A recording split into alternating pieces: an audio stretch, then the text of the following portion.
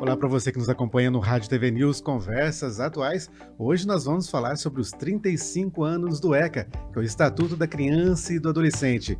Também lembramos que o Conversas Atuais faz parte do podcast Pode Falar Desvendando o Mundo Profissional da Unifenas.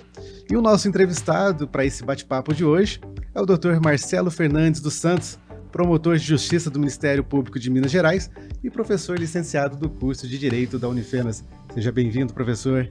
Muito obrigado pelo convite e estamos aqui à disposição para conversar sobre o Estatuto da Criança e do Adolescente. Perfeito, professor. Eu sou Everton Marques e conosco também nos estúdios, Léo Castro, da Rádio Atenas FM.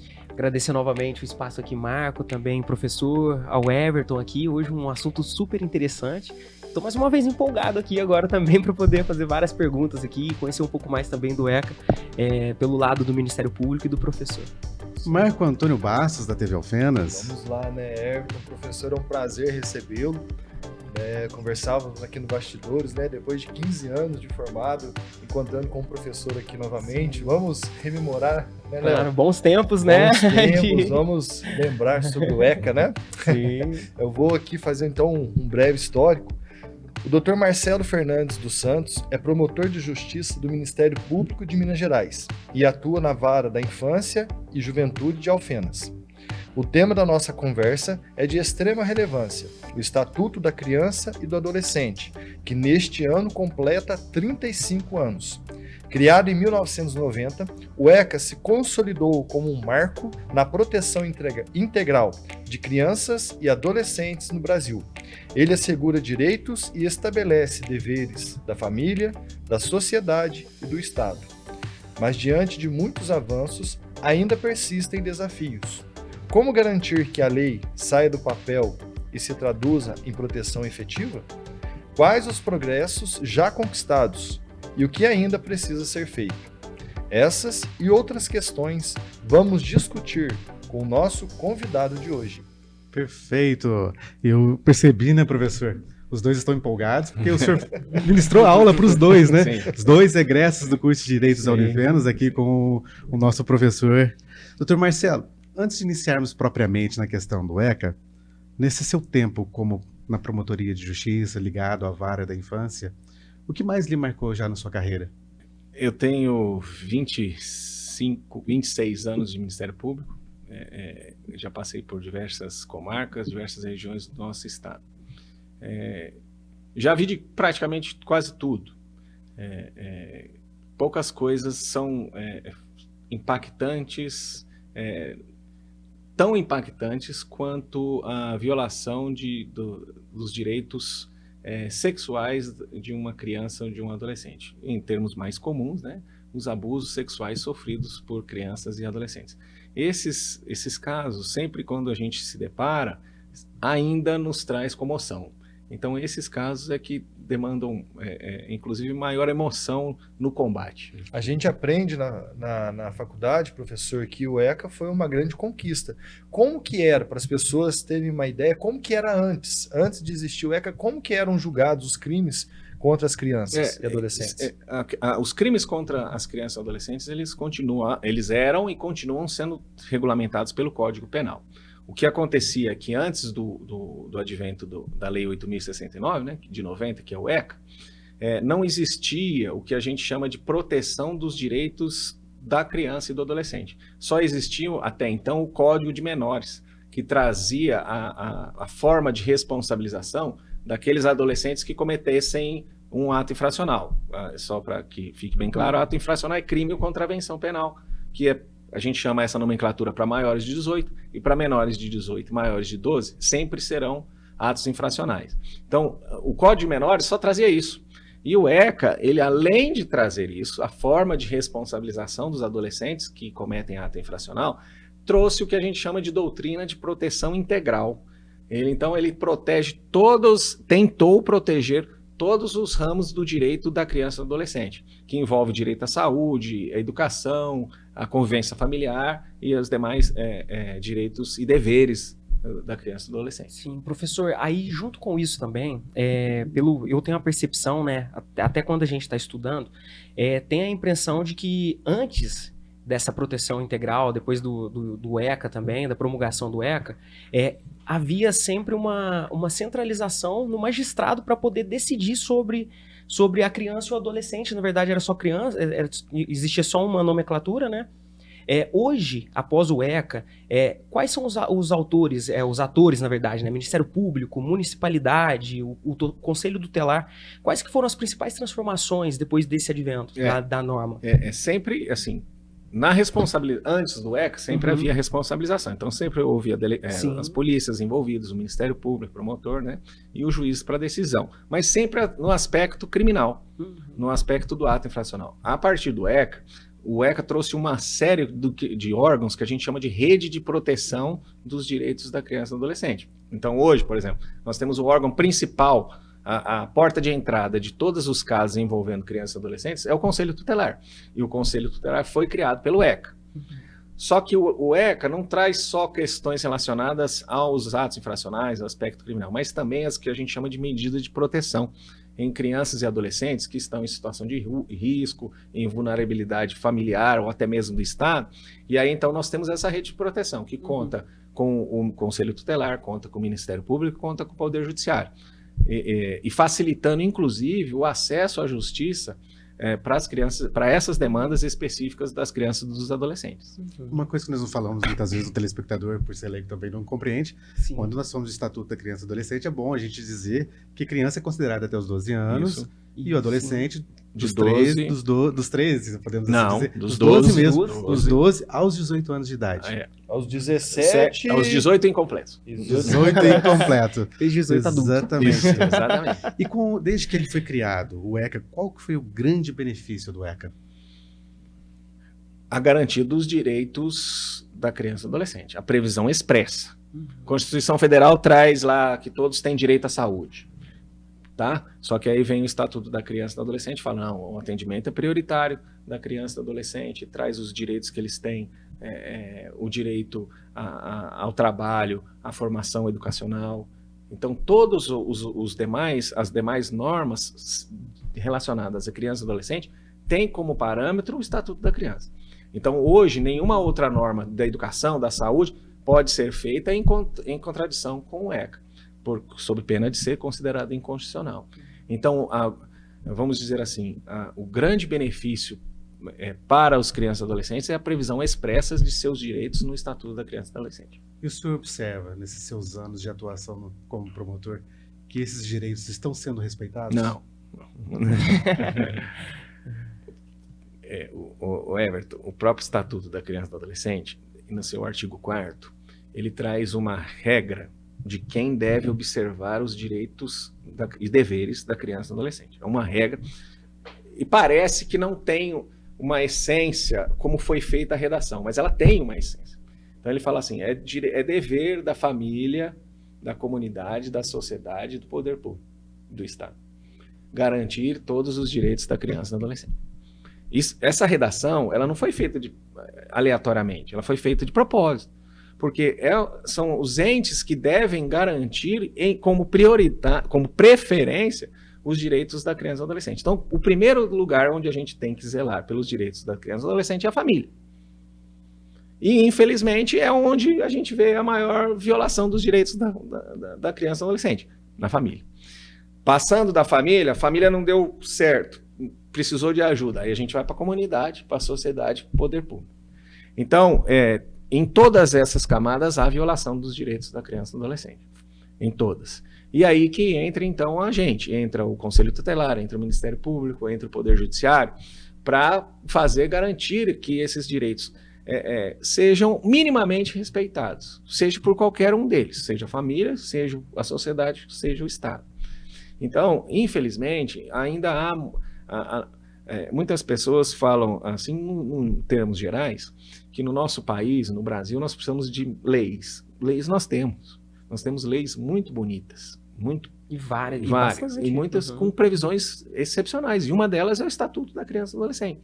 Só que o que nós precisamos é implementação da lei, das situações. Então vamos pegar, por exemplo, o ECA garante que toda criança e adolescente tem direito a acesso aos equipamentos de saúde, medicamentos, tratamentos.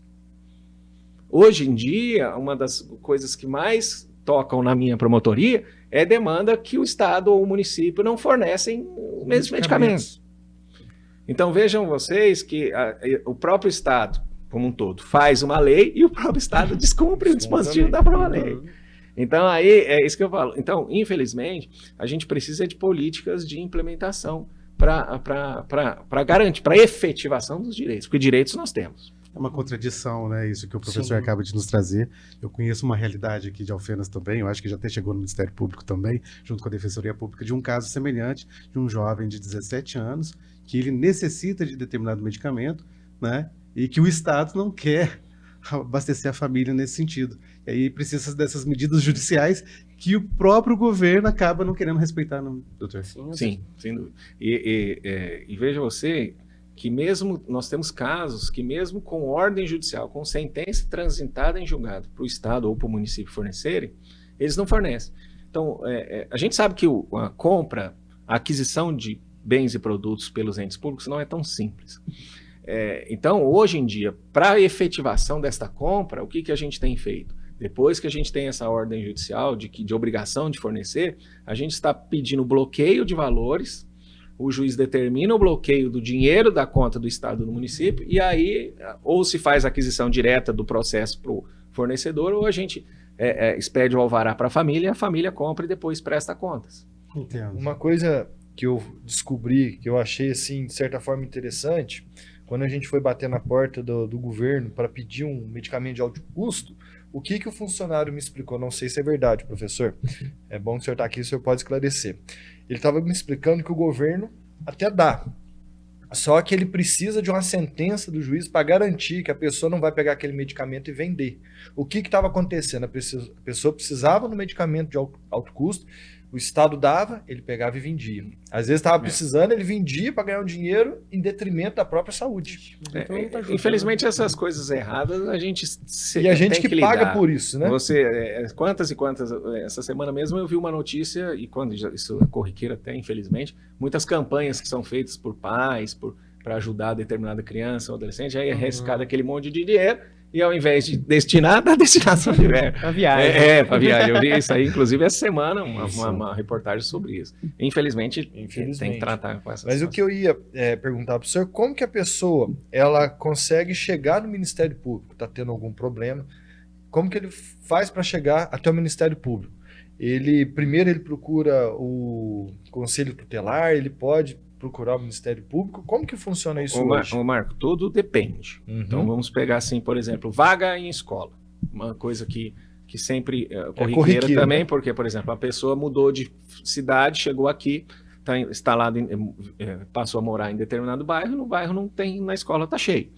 Então, a vaga em escola. A primeira demanda é o Conselho Tutelar. Se o Conselho Tutelar não conseguir resolver, aí a pessoa pode procurar diretamente o Ministério Público. Agora, questões relacionadas à saúde, por exemplo, aí pode ir direto no Ministério Público. Não tem nenhum empecilho, nós estamos lá para receber, de portas abertas, e aí a gente passa a documentação que a pessoa precisa, tudo que ela precisa, médico, né, para que a gente requisite primeiro para o órgão, para o ente público, para o município, para o Estado, né? A gente faz um filtro de acordo com o valor, sempre levando em consideração que o orçamento do Estado é bem maior, né? Então os medicamentos mais caros a gente requisita do Estado e os mais acessíveis a gente requisita do município.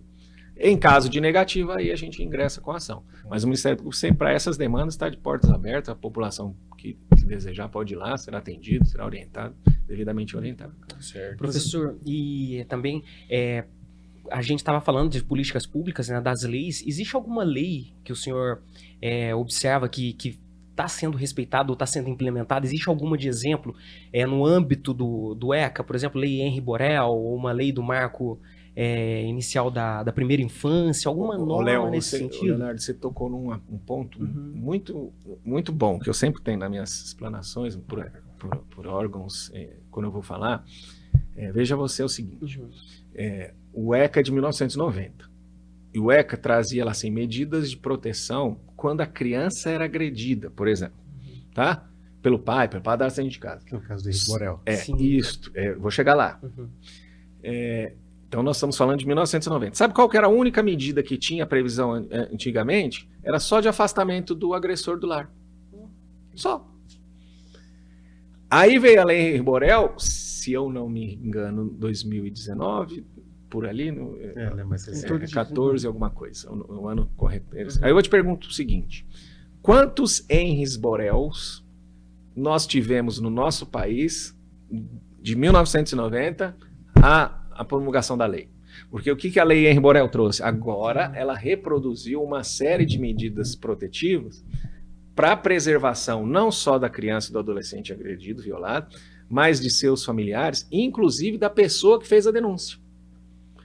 Então, aqui, isso é clássico, né? No nosso país também as coisas só funcionam quando tem um caso de grande repercussão, que diga a lei de crimes hediondos, por causa da Daniela Pérez, a Lei Henri Borel, a Lei Maria da Penha. Adultização a lei depois, agora também. 2022, 14.344. Então nós esperamos recente. 22 anos para ter mecanismos mais eficazes, e aí nós temos uns bons eficazes, tá? De imposição de medidas para a pessoa. Agora, assim, ó, fulano de tal, você agrediu seu filho foi colocado na família substituta. Aí a pessoa continua lá, indo lá para... circulando, prejudicando, querendo abordar. A família acolhedora, por exemplo, a guardia vai procurar o Ministério Público, eu já entro com o pedido de medida protetiva, o juiz concede, aí a pessoa não pode se aproximar, não pode se manter contato, não pode nada. Eficaz. Isso, entendeu? Então nós temos esses mecanismos, esses estão funcionando, esses estão muito bons. Sim, perfeito. Olha só. E falando em desafios, quais são os desafios que o ECA tem pela frente? Nós temos algumas questões sociais fundamentais. E uma delas é uma que vem há tempos e a secretária de Educação do município teve uma reunião comigo, está focada nisso também, com esse objetivo, que é tentar, eu sei que vai ser difícil, mas nós vamos tentar zerar a lista de vaga em creche. Esse é um desafio. E grande, porque se vocês forem fazer uma pesquisa, vocês veem que acho que em quase todos os municípios do país, de médio porte grande, eu tenho certeza. De pequeno, pode ser que não. Tem lista de espera em creche. Nós não temos vaga para as crianças em creche, todas. Sempre vai haver lista. Isso não pode. Vigorou durante muitos anos um conceito de que creche é um local destinado para crianças em que os pais trabalham. Sim. Certo? Isso ainda muita gente pensa. Isso muita gente ainda tem. Só que não é isso. A creche, ela é um direito da criança e ela faz parte hoje do sistema de educação da criança. Então não pode ter zero, não pode ter filho. É direito da criança. Tem que ser zero. Tem que ser zero. Mas infelizmente não é. E sempre tem filho. E é uma demanda recorrente. E é um direito da criança na educação e faz parte da própria socialização da criança. Obviamente, aqueles pais que trabalham, os dois pais, pai e mãe, ou só a mãe, ou só o pai, que depende da constituição da família, eles necessitam, é para ajudá-lo. Óbvio que é para ajudá-lo, mas o direito é da criança. Então, essa questão de que seja um lugar de acolhimento, isso acabou. Então, a creche, o zerar a lista de espera da creche, esse é um bom desafio pela frente. Isso é muito grande. Tem cidades que eu acho que nem tem. Eu conheço cidades, exemplos aí, que algumas cidades não chegaram a ter ainda. Menores, cidades pequenininhas, não chegam a ter também, né? Seria um problema pegar as grandes cidades, tudo milhares de crianças na lista de espera. Sim, milhares. Um assunto que está agora em alta, professor, é sobre a adultização da criança. Como que o Ministério Público tem atuado? É através de denúncias? Como que tem feito? Vamos poder contextualizar isso. O que é a adultização e como que o Ministério Público tem atuado? A adultização seria você pular etapas. Você já tratar uma criança como adulta e permitir ações que só adultos podem fazer a criança. Por exemplo, exposição do corpo. Tá certo? Ainda mais em redes sociais, né? Então, por exemplo, a pessoa maior de idade, ela faz o que ela bem desejar, né? Mas isso uma criança não pode fazer. A grande questão, gente, é que eu faço palestra sobre isso. Nós temos que tomar muito cuidado com a adultização, principalmente no aspecto sexual, que é o assunto em voga lá do influencer. Sim. Lá. Por que disso? Porque para aquela pessoa normal, porque o que acontece? Muitas pessoas acham normal você estar na sua casa e ver a menina ou seu menino, por isso vamos pegar a menina, sua menina de calcinha, brincando, tá certo? Sim. Não tem problema nenhum. Mas a partir do momento em que você filma e coloca no Instagram, no Facebook, mas como assim, olha mesmo... inocência, né? Tomando banho em banheiro, isso aqui é uma coisa que me deixa muito incomodado. A criança está assim, não está aparecendo a parte de baixo, mas está aparecendo a parte de cima. Uhum. O que as pessoas não entendem é que para nós aquilo lá é normal. Só que para a pessoa perversa, o pedófilo, aquilo lá é um presente. É um presente. Então, É um o que eu falo para as pessoas assim, você tá achando legal isso aí com a sua filha de calcinha? Né? Então põe a sua mulher. Você vai fazer isso com a sua mulher? Você vai fazer isso com o seu marido? Não vai. Então por que você vai fazer isso com a sua filha?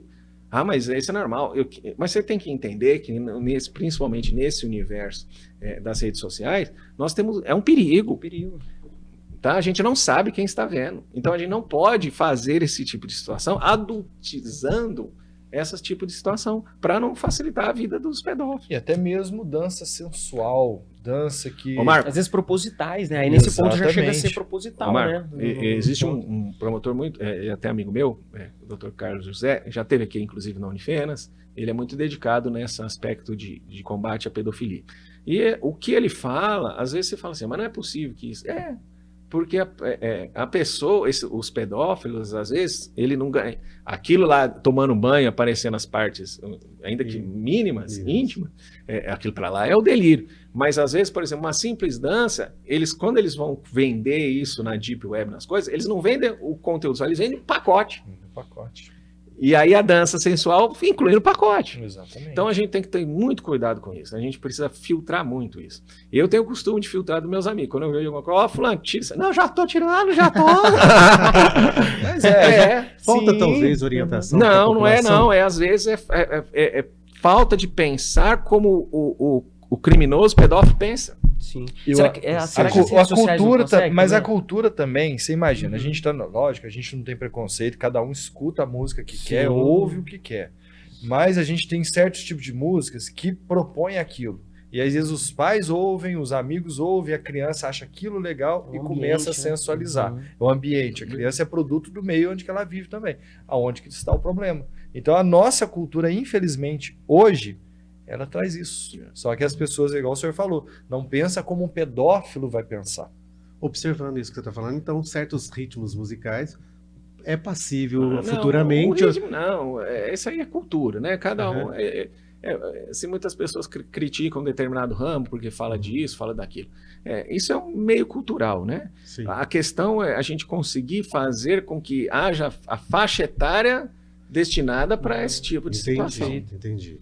Tá certo? Entendi. Então, ou seja, não vamos problematizar determinados ou exato, censurar o ritmo musical. Mas entender que aquele determinado ritmo musical não se aplica para determinada faixa etária. Aí é o pai que tem que vir. Lembra do artigo 4º que eu falei? Quem que é o primeiro que tem que zelar? Família. Família. Sim. Entendeu? E hoje com a internet fica complicado, né? Será que as redes sociais também não poderiam fazer esse filtro? Não sei como, mas, por exemplo, quando hoje você publica a música autoral, ela derruba automaticamente, não fica. Porque a gente trabalha lá com esses temas também. O grande problema é o acesso, Leonardo. Sim. Ela não teria como fazer o acesso, porque a princípio você, por exemplo, filmes, né? Todos os filmes têm lá classificação. Sim. Isso. Né? Aí vai do pai e da mãe de... A música já não tem essa classificação. E a responsabilização. Mas aí você sabe o conteúdo, né? Com certeza. A letra de Exatamente. Uhum. E no caso, como está sendo novo a parte da adultização, eles estão aprovando lei no Congresso, tudo, a responsabilização, primeiramente, da família? Sim, sempre. A gente não pode, Marco, a gente não pode tirar isso. Isso é uma das coisas que eu mais luto. E já vi pessoas ligadas à política falando o contrário. A gente tem que entender que a responsabilidade pela criação e educação dos filhos é dos pais. E existe muitas pessoas, mas eu não posso corrigir meu filho, eu não posso fazer meu filho faz o que quer, direito, eu não posso castigar, não posso... Negativo. O poder familiar, o exercício do poder familiar, o Código Civil é mudando de lei e fala assim, é dever dos pais exigir respeito e educação dos filhos. Então, o menor de idade, de 18 anos, ele não tem só direito, ele tem dever. Então, o pai, ele pode corrigir, pode castigar, pode tirar celular, pode deixar de castigo. Aí vem a questão sempre que me perguntam, mas e os castigos físicos, tá? Pode dar? Legalmente, pode. Doutrinariamente, se funciona, se não, se você é a favor ou contra, você vai achar a teoria para os dois lados. Tá? Mas o que a lei ainda proíbe, aquela lei da palmada, ela não passou. O que existe existe o que a gente chama de maus tratos, que é abusar dos meios de correção. Tá certo? Excesso, né? Entendeu? Então, por exemplo, a pessoa perdeu, mãe, a minha filha fez um aborrecimento, e pra mim eu peguei assim, deu uma cintada nela, a perna da menina tá toda marcada. Crime. Nitidamente. Entendeu? Agora, os castigos moderados, os trabalhos em casa moderados, de acordo com a complexão da idade, nunca foi proibido. A gente fala muitas vezes da violência física, mas também existe a violência verbal. Sim, sem dúvida. Que às vezes psicológica, muitas né? vezes os pais não têm essa consciência, né? Infelizmente. E aí a gente entra em outro aspecto também, que são o que a gente chama de alienação parental, né?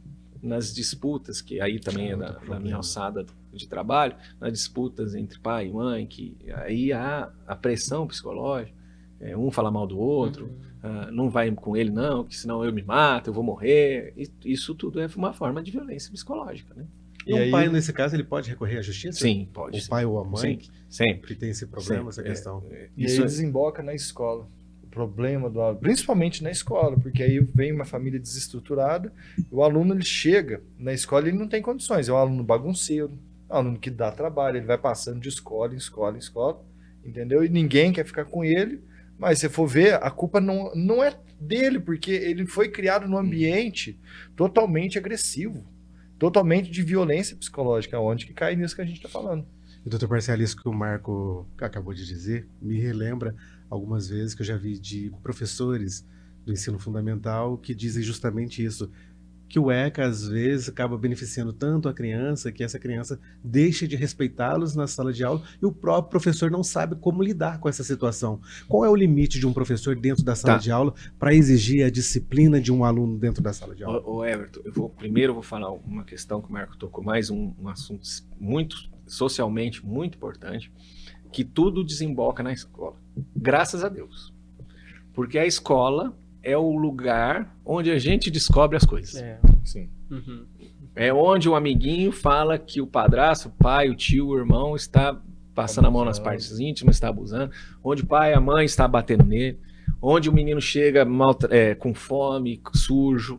E a escola tem feito um trabalho muito bom de pegar esses casos e já passar para os meios, para os órgãos competentes. Conselho Tutelar, Ministério Público, para a adoção das providências. Então a escola tem feito ela é fundamental. Sem ela, pouco provável que a gente conseguisse desvendar a grande maioria desses crimes contra criança e adolescente. Agora, esse é outra coisa muito errada, um senso comum errado, que criança e adolescente só tem direito, negativo, tem dever. E tem dever na escola, tem dever de obedecer o professor, tem dever de obedecer a diretora, a supervisora, tem o dever de não bater no outro, tem dever de não fazer bullying com o outro. A grande questão é que as pessoas, que antigamente, o que acontecia? Levava um caso para a direção e a própria diretoria, a diretora punia o menino com expulsão, suspensão. Tá? Então, o que precisa ter? Nós precisamos ter no regimento interno da escola, numa resolução, as faltas, as transgressões disciplinares educacionais que podem ser cometidas e qual a consequência. Isso pode ser aplicado. Aliás, deve ser aplicado. Sim, entendeu? perfeito. Então, inclusive com a transferência, com a suspensão com trabalhos escolares. Tá? Então, isso que a criança e adolescente pode fazer o que quiser, não pode, não está errado. Nós temos um aspecto educacional, que a escola pode fazer esse tipo de responsabilização, mas em relação a adolescentes, se virar ato infracional, um menino agrediu o outro, aí ato infracional vai ser responsabilizado pelas punições do ECA. Interessante, porque eu sou natural de Poços. Então, lá de 5º e 8º, no ensino fundamental, a gente tinha uma professora de geografia.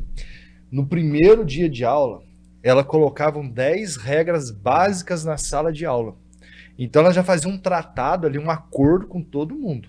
Ela colocava, fazia a gente copiar, mas era interessante, sabe por quê? Porque como ela explicou, era a primeira aula, ela só explicava como que ia funcionar a aula dela. A aula dela, ela colocava as regras dela. E você sabe que dava certo? Porque o aluno fugia alguma coisa, você transgrediu, a gente combinou, foi feito, não foi feito. Então tinha ali, não era punição, mas os meios de que como que ia ser Diminuição feito. de ponto. Diminuição de ponto, um trabalho extra para escola, para casa e tudo mais. E funcionava. Eu não sei, ou a metodologia, como que está sendo feito hoje, mas na minha geração funcionava isso. E todos tinham respeito pela professora. Claro, tinha aqueles engraçadinhos, aqueles que... Mas a maior parte respeitava. Olha só. Era diferente. É o que o professor está falando. Talvez na escola hoje, quando for começar, principalmente a parte dos adolescentes, você ter palestra, ter como que vai funcionar. Olha, esse aqui é o teu direito, isso aqui são os teus deveres. Você já coloca na escola, ó, direitos e deveres. Todo mundo saber como que vai funcionar. Eu acho que seria justo. E lembrando que lá na escola também não é terra de ninguém, né? Porque Exatamente. Tem tradição de meninos brigarem na escola. Não é isso? Isso é ato fracional. Né? Em caso, a direção pode chamar a polícia, faz boletim de ocorrência, procedimento normal de um ato infracional. Falando de Alfenas, quais são as negligências mais comuns que a gente observa em relação ao ECA? Assim, Podemos falar de questão familiar mesmo? Sim, a maior parte ainda é a negligência familiar, né? A gente tem um problema muito sério com drogas, né? De familiares, pais, mães envolvidos com droga, isso acaba refletindo nos cuidados com a criança e com o adolescente, né? E aí a gente chega nos casos mais drásticos de ter que retirar a criança do convívio familiar, de colocar em adoção. Essa é a grande demanda. Mas o maior problema ainda é o envolvimento com drogas, né? Alfenas sofre dessa realidade. Sim, especialmente com adolescentes, né? Nós temos um problema muito sério de exploração da mão de obra de adolescentes no tráfico, né? Que é uma realidade notória, né? Não precisa nem ir muito longe. Com certeza. E o envolvimento das famílias com drogas, porque aí reflete na criação, na criança. Né? Sim. E quais características, quando que o Ministério Público tem que intervir nesses momentos, assim? Em quais, por exemplo, crianças que estão em situação de rua, só isso, basta? É suficiente para poder se retirar o poder familiar? Sim. Claro. Sim. Primeiro passo é acolher, né? Retirar da rua. Sim. Tá certo? A segunda medida é tentar inserir no contexto da própria família extensa. Não sendo possível, aí a gente ingressa com a ação de destituição para tirar da família, né? E colocar em família substituta mediante adoção. Né? Sim, porque o que a gente também tem visto bastante, né? Em algumas cidades, inclusive Alfenas, também que em pessoas, não crianças, creio que eu não tenha visto, mas pessoas que estão em situação de rua e esse dia veio esse questionamento. Que a gente tem visto, que eu tenho visto também, algumas crianças vendendo no semáforo. O Marco, aqui em Alfenas nós temos um problema que a gente já sabe quem é, a gente já cansou de abordar. Só que quem faz esse trabalho é o comissário de menores, que é outro órgão que aqui em Alfenas nós temos e funciona muito bem. Que foi uma criação particularmente, não é criação minha, a implementação é minha, a gente aparelhou bem, eles têm viatura própria, eles trabalham bem. Só que eles já sabem a hora que os comissários não estão trabalhando. Então o horário de funcionamento deles é outro. Eles já sabem, porque quando o comissário pega, é ordem, aprende tudo, tira tudo, perde dinheiro, vendeu, desmotiva, a gente pega o dinheiro, deposita no fundo da infância e adolescente aqui e destina os doces lá para quem pode comer. A gente não destina o doce para o asilo, porque os velhinhos talvez, por causa de questão de saúde, mas já doamos para creche, a gente faz trabalho, não pode. E além desse trabalho, vamos dizer, repressivo, obviamente que ele é necessário, há também algum trabalho educativo? Sem dúvida, sem dúvida. Aqui em Alfenas, particularmente, nós somos dotados de uma infraestrutura não governamental, que são as ONGs, que são muito boas, tá? Tanto no aspecto de acolhimento, de formação, como complementação de educação. Então, aqui nós temos essa possibilidade. Só que, às vezes, eles optam por outra saída, né? Aí foge um pouquinho do nosso poder de coerção, né? A gente tem que trabalhar depois, né? E o que já tem ajudado muito, né? Se você pegar essa evolução dos 35 anos de ECA, de todos esses mecanismos, o Ministério Público com a figura muito mais presente, eu, pelo menos, tenho visto uma evolução muito grande, apesar de não ter as políticas públicas adequadas muitas vezes, ainda a gente crê, né, que tá no caminho certo, né, professor? Perfeito. Acaba que às vezes não tem a política pública, mas tem a sociedade. Tem. Os Os profissionais, ONGs que veio, que sim. assumem um pouco essa responsabilidade. Exatamente. Existem muitas situações que as pessoas ainda têm muito preconceito, tá? Então, por exemplo, nós temos uma questão nossa aqui de Alfenas, é a tentativa de colocar apoio psicológico para os alunos, tá? Obviamente não vai colocar dentro da escola, porque senão, adolescente, vocês sabem como é, né? Sim. Mas tentar possibilitar, ó, se você quiser ajuda, você vai em tal local que lá tem um psicólogo especializado para atendimento de alunos, tá? Só que ainda tem aquele, eu não sou louco não, eu não preciso de ajuda. Aquele adolescente ou aquele adulto viciado em drogas, você tem o NA. Muitas pessoas, o NA não funciona, mas você tem que ir lá, você tem que participar. Tem que pedir ajuda, Exatamente. Né? Então ainda tem esses preconceitos, né? Infelizmente. Mas o trabalho é de convencimento mesmo, que precisa, né? Precisa disso para ajudar na formação e educação. Puxando um pouquinho para a questão da faculdade de Direito da Unifenas, de alguma forma há trabalhos nesse sentido, de apoio, sim. que leve os alunos na área da extensão para as escolas, Sim, trabalhos. eles fazem conscientização de direito do consumidor, participam do PROERD, que é um programa muito bom da Polícia Militar, né, de combate às drogas, mas os alunos do direito vão às escolas para tratar dos direitos sociais, consumidor, explicar como funciona o Estado, direito ao voto, a campanha sobre isso. Então a participação do curso de direito é essencial também. Podemos dizer, desse nosso bate-papo, já quase finalizando, né, professor, que tudo que a gente conversou aqui hoje passa pela educação? Sem dúvida. Todos os países civilizados de primeiro mundo, né, que são mais envolvidos, investiram na educação. Né? Se você pegar a história, durante os anos, né, é a educação. Mas eu volto a dizer, o que vem nos afligindo, o professor Mário Cortella, que falou isso aqui uma vez, um pai perguntou para ele o que os pais poderiam ajudar a escola na educação. Ele falou, não. E ele explicando, e essa é a fala dele. A educação, quem dá é a família. A escola transmite conhecimentos da vida, de história, geografia, matemática, tudo. Mas a educação ainda é da família. É a família que tem que zelar pela educação. Então, esse é um ponto muito importante, que a gente não pode transferir a responsabilidade da educação dos nossos filhos para terceiros. Seja ele escola, seja conselho, seja o que for. Entendeu? Então, o que me deixa muito... uma frase que eu falo, quando a pessoa me fala, eu falo assim, essa frase não existe. Eu não aguento mais meu filho. Te deixa intrigado. Como assim? Uai. Entendeu? Não tem jeito, meu filho. Você é mãe e pai, você tem que aguentar. Você vai ter que fazer tudo. Mas não dá certo. Então, se você fazendo não dá certo, imagina você deixar de fazer. Né? Então, essa questão que eu ainda foco nela. A formação da criança se dá no seio familiar, é na família. Tá? Os outros órgãos vão dar os ramos específicos, escola, conhecimento, né? E aí, por aí, a nossa tendência é melhorar. Nós estávamos partindo para o final, mas o professor me chamou a atenção para um detalhe que muitas vezes não é de conhecimento da sociedade. Ele falou de abandono, né? Meu filho. E eu já puxo para a questão do abandono, que algumas vezes é crime abandonar uma criança. Claro. Mas não é crime para uma mãe chegar para uma autoridade e dizer: eu não quero mais ficar com meu filho, quero dar ele para doação. Isso não é um crime, né? Não. O Everton, vamos por partes. Sim. Nós tivemos uma época no nosso país que existiam os chamados orfanatos. Tá certo? Que infelizmente, eram depósitos, né? A mãe, o pai, o adolescente começava a dar trabalho e chegava lá e entregava lá. Toma e cria. Isso aí não existe. Isso acabou. Com certeza. Tá? Isso aí não existe mais. Tá certo? Essa é a frase que eu falei. Se você não aguenta dominando o trabalho, ele está dando trabalho para quem ele tem que dar trabalho. Pai e mãe, vocês têm que fazer o que tiver no seu alcance e contar com os órgãos municipais, ONGs, para te auxiliar. Tá? Agora, o que pode ser feito, e o que até é uma previsão legal, por exemplo, a gestante deu à luz no hospital. Tá? Ela fala assim, eu não quero ficar com meu filho. Aí, então, ela entrega para adoção.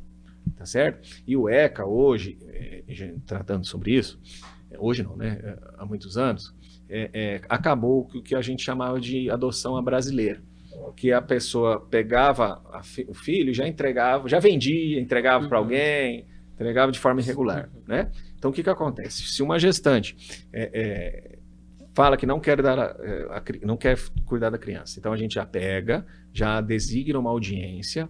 Então, lá nessa audiência vamos estar eu, o juiz, assistente social, psicóloga, o defensor ou defensora pública. Ela vai ser orientada, vai ser acompanhada. E se ela mantiver a vontade, não, eu quero entregar para adoção e eu quero sigilo, a gente nem na família dela a gente busca. Dali ela já é destituída do poder familiar, passado o prazo de recurso, de arrependimento, não se arrependeu, a gente já pega e já coloca em adoção. Ela tem um prazo ainda que ela pode o prazo do recorrer da sentença, de 10 dias, né? Que no caso ela poderia recorrer dessa decisão, porque é uma sentença que vai destituí-la, né? Então, aí nós temos a lista de adotantes. E aí a gente vai para a lista de adotantes, que aqui em Alfenas deve estar em torno de 80 pessoas, né? Não é isso que é até importante esclarecer, porque muitas pessoas falam assim, eu quero adotar uma criança. Não é rápido, né? Muito pelo contrário, é muito demorado. A gente não tem uma demanda, não posso falar assim, tem média de 5 crianças por ano. Tem ano que é 5, mas tem ano que é 2, 3, tem ano que é 10, né? Tudo depende. Então, as pessoas que são chamadas demoram 5, 6 anos, né? E eu tenho o costume de falar que deve ser muito engraçado, né? Recentemente nós tivemos um caso desse. Eu fico imaginando a pessoa tá lá 6 anos, até esqueceu que está na lista de espera. De repente recebe um telefone, tem um menino recém-nascido para você pegar aqui. E essa pessoa que adota também, ela também não pode devolver. Fala, eu arrependi, eu quero devolver. Adoção é Por isso que é demorado. É filho. Por isso que é demorado também, porque tem aquele período. Aí tem aquela frase popular que existe. É meu filho adotivo, meu filho de criação. Não existe. Quando fala assim, fala, para. É filho. Filho é filho. Filho é filho. Entendeu? Não é sanguíneo, tem o costume de falar criança e adolescente, não é equipamento eletrônico. Começou a dar problema, eu quero devolver, não. Filho é filho. Perfeito. Léo? Sem mais, muito obrigado, agradecer ao professor aqui, foi muito claro, foi muito bom, uma conversa, né? Nossa, excelente, e é um assunto que a gente já está mais ou menos ali inserido também, sim, né, então é sempre um prazer falar sobre o Estatuto da Criança e do Adolescente, os avanços, inclusive sobre o direito, e agradecer a presença do professor, você, Everton, você também, Marco, e valeu a quem também está assistindo. É isso aí. Marco Antônio. Professor, para a pessoa que tiver alguma dúvida, mesmo que vá no Ministério Público, que não seja lá o local que ele deva ir, mas para ele chegar, para ele ter uma orientação, é ali na Avenida São José, ao lado da Padaria Estrela. Ao lado da Padaria. Então, qualquer pessoa pode procurar uma orientação. Se não for da nossa atribuição, nós encaminharemos, orientaremos para onde que tem que ir. Legal. Foi um prazer recebê-lo aqui. Muito obrigado por aceitar nosso convite. Foi muito bom o bate-papo. Com certeza. Doutor Marcelo, então, para esse encerramento, obviamente, nós gostaríamos que o senhor reafirmasse a importância do ECA nesses 35 anos e que a sociedade também o defenda. Sim. E foi um prazer tê-lo aqui conosco. Bem, finalizando, eu quero agradecer pelo convite, estou sempre à disposição da TV Alfenas, da Unifenas, para falar sobre o assunto. Dizer que o Estatuto da Criança e do Adolescente é uma lei muito importante, redundante, né? Isso para o nosso país, para a proteção das crianças e dos adolescentes, e que todos tenham esse engajamento na proteção das crianças e adolescentes, porque não custa lembrar o chavão que as crianças e adolescentes são o nosso futuro. Sim, né? E agora, nessa mesa aqui, para finalizar, eu tenho o costume já que estamos aqui na Unifenas, dizer da importância da Unifenas para a nossa cidade, né? Porque você vê que aqui nesse podcast tem 2 ex-alunos meus. Recentemente nós tivemos uma cerimônia na Câmara e lá estava uns 5, 6 ex-alunos, todos formados, todos em vereador, né? Todos que é vereador. Não, também, Thales, o Dr. Saulo, o presidente da OAB. Na região você anda, tem. O Cirlei. É verdade. Acho que o Zé Ricardo, que é o procurador da Câmara. O Zé Ricardo não foi meu aluno. Não foi seu aluno, mas ele é aluno da Unifenas também. Ou seja, E dessa forma, então, nós concluímos esse bate-papo com o Dr. Marcelo Fernandes, ele que é promotor de justiça aqui na comarca de Alfenas e também professor licenciado do curso de Direito da Unifenas. Um bate-papo realmente esclarecedor, que obviamente serve para nos enriquecer de conhecimento e transmitir para aqueles que nos ouvem e também nos assistem. Até um próximo Rádio TV News, Conversas Atuais, e o Pode Falar Desvendando o Mundo Profissional.